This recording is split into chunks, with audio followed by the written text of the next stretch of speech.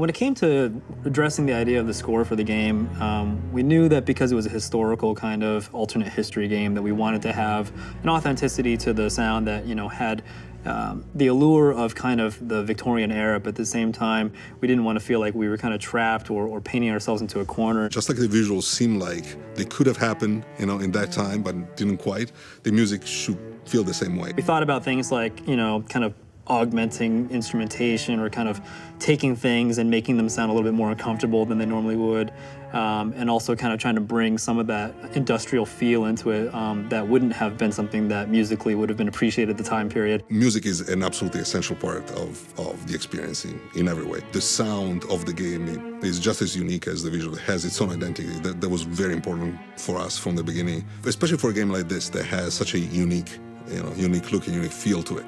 Yeah, you need to find someone that can not only understand, the cinematic part, but the game part as well. For me, inspiration from music comes really easy with games. One of the things that I love to do is visit the developer before I start writing any music.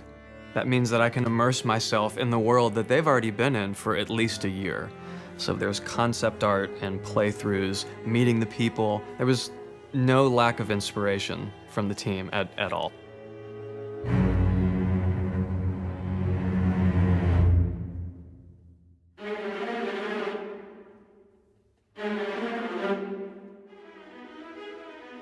So for our game, the score was something that I think really we kind of wanted something that had an air of kind of historical nature to it. You wanted to feel like it's kind of period-esque. Given the time period that the game's set in, we're in the late 19th century, it seemed appropriate to have the full orchestral complement of live musicians, but we were very careful to keep it as authentic in terms of the acoustic instruments as possible. Everything's recorded live and everything's performed in real time. We wanted the musicians, the live breathing musicians, to really contribute that sense of emotion and weight to the score. Even our choice in recording studios played a prominent role in the sound of the overall score. We're here at Abbey Road, and Abbey Road has a beautiful Studio 1, but we've chosen Studio 2, which is the smaller studio, and it has a really punchy, warm weight to it. This is a big game, and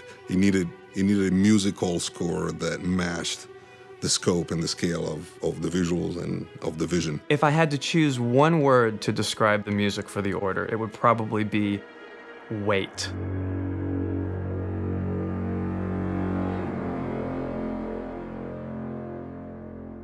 We wanted there to be this weight that is on all the characters, so that the world and the society at the time feels this burden of what's going on between, the knights and the half-breeds. When I'm first starting a project, the instrumentation is really the place that I like to start. And it's not even about what instruments I'm choosing, but what instruments I'm not choosing.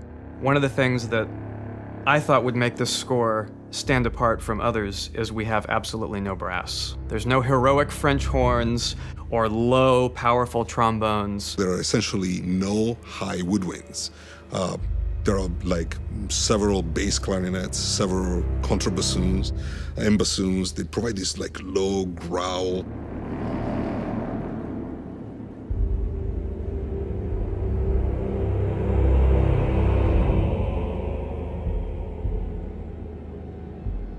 And another big aspect of it is the voices. We have a choir, which is 24 men, of course. No sopranos, no altos, no tenors either. So we essentially took the low 25% of the choir and extended it even lower.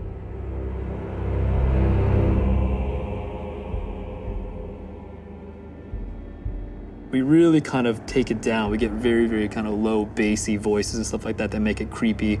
And we get kind of this strained, groaning kind of sound out of some of the performances that when you see it in context with what's going on, it's very disturbing sounding.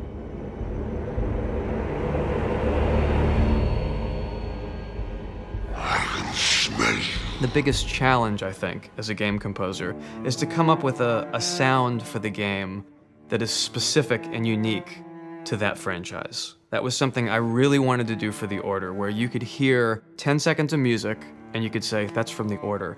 And it doesn't sound like any other game. Not just the thematic material, but just the orchestral colors that were chosen are very particular and very unique. Just hearing that theme, you know what that hero is experiencing, what the character is experiencing, and where the game is taking you. To get a really well-crafted sound with all the elements that we're talking about, whether it's the score or the ambient sound from the environment or the weapons or people, the idea of everything having its own space.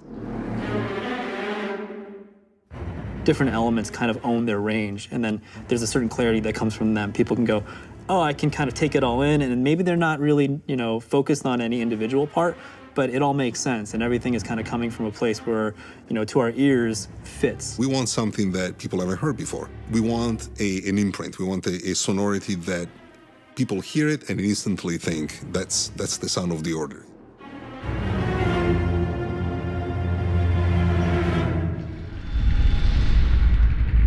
We've actually used Tesla as one of our main points of contact in the game. He provides weaponry, he provides devices that he invents, sometimes based on actual real things that he's done. PlayStation